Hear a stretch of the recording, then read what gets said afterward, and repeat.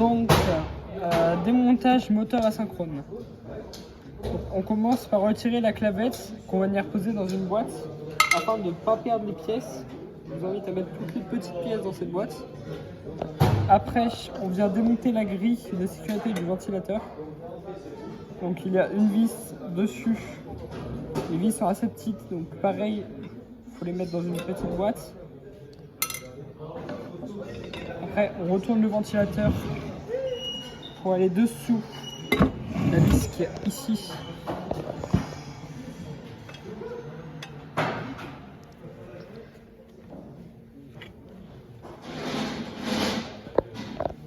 N'hésitez pas à mettre des gants anti-coupure pour éviter de vous blesser lors du TP. Après, on relève le moteur, on enlève la grille de sécurité. On va venir poser sur le côté. Après, on peut analyser du coup que quand le ventilateur tourne, de l'autre côté ça tourne également. Donc après, on va venir démonter cette partie ici qui a 4 vis qui fait une clé Allen pour démonter.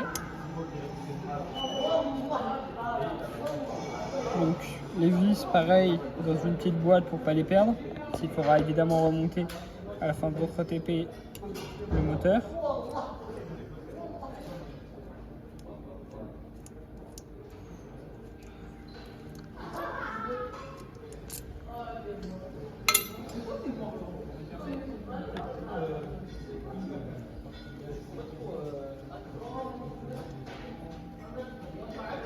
Alors, petit piège, au niveau des boulons, certains pourraient bouger, donc n'hésitez pas à mettre votre doigt pour les bloquer si vous y arrivez.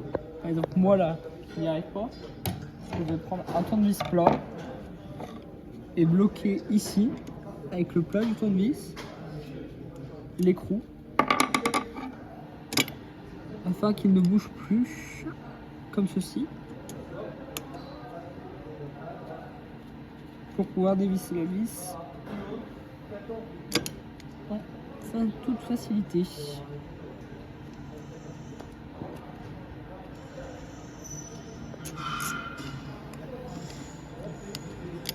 Après, on peut également s'aider du tournevis pour faire tomber l'écrou et le mettre dans la boîte.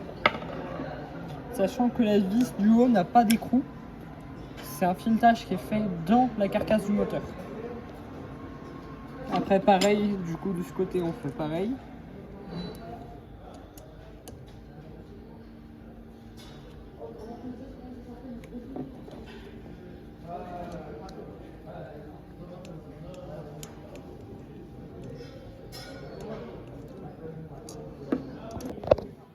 Donc maintenant que j'ai démonté les 4 vis, je vais aller de l'autre côté exécuter la même opération, mais cette fois en haut, la vis du haut a bel et bien un boulon. Il n'y a pas besoin de bloquer à chaque fois avec le tournevis, regardez. Certaines vis, le boulon se bloque encore.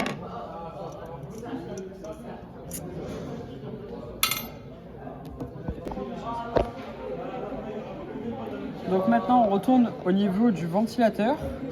On va prendre 2 tournevis plats. On va en positionner un ici. Normalement il y a des encoches qui sont faites pour. Et un autre de l'autre côté. Et on va faire levier, attention, bien faire levier en même temps. Et l'hélice part d'un coup. Donc il n'y a personne en face de l'hélice afin d'éviter des blessures. Donc l'hélice est mise par pression, ce qui fait que du coup, elle part tout droit et d'un coup. Donc après, on la met à part du coup du montage. Donc, on prend après un maillet.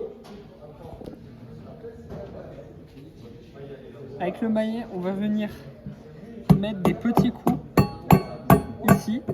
Normalement, l'un des deux côtés devrait se décoller. De l'autre côté, c'est le côté du ventilateur.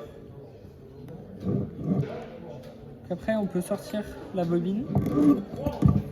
Pas la bobine, le mécanisme avec l'arme. Donc voici comment est fait le moteur à l'intérieur.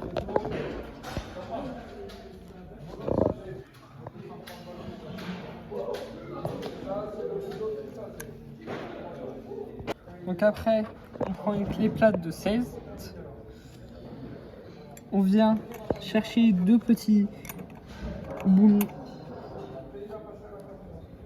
qu'il y a ici qui sont bien cachés.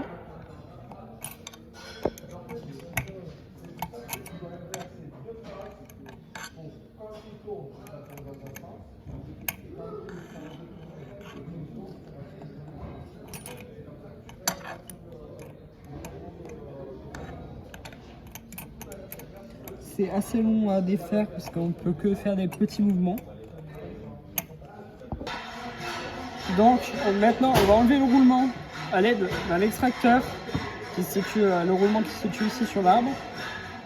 Donc il faut bien faire gaffe de tenir une des morts de l'extracteur bien serrée. Il faut une clé de 10, étant donné que nous n'en avions pas, nous avons pris une petite clé à molette. Il faut forcer, assez forcer pour extraire le roulement. Donc, une fois le roulement enlevé, vous le posez avec les autres petits et vous venez avec un tournevis plat chercher le joint, l'extraire en forçant très délicatement pour pas abîmer le joint jusqu'à l'extraire. C'est un joint à lèvres, donc il faut faire extrêmement gaffe. Après, vous reprenez l'extracteur pour extraire le deuxième roulement pour ne pas les échanger lors du remontage. Nous allons utiliser la même technique que tout à l'heure pour extraire le roulement. Celui-ci est bien plus facile à extraire étant donné qu'il est bien moins dur à placer. Donc à présent, le démontage est terminé. Maintenant, on va passer à la gamme de remontage.